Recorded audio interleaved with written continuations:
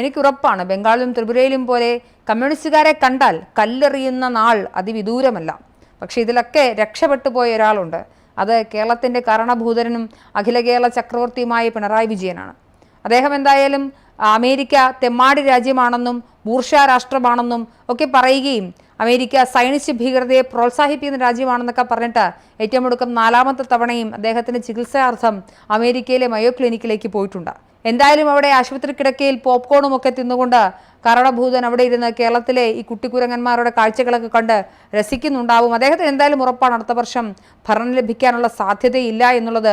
അതുകൊണ്ട് അഴിച്ചു വിടട്ടെ ഇതുങ്ങളെ എന്ന് വിചാരിച്ചിട്ടുണ്ടാവും. എന്തായാലും ഞാൻ മനസ്സിലാക്കുന്നിടത്തോളം കേരളത്തിലെ കമ്മ്യൂണിസ്റ്റ് ഭരണകൂടത്തിനെതിരെ അതിഭീകരമായ ജനവിരോധമുണ്ട്.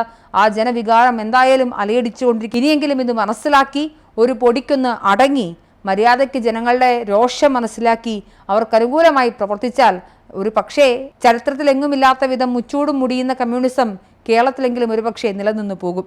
നന്ദി, നമസ്കാരം.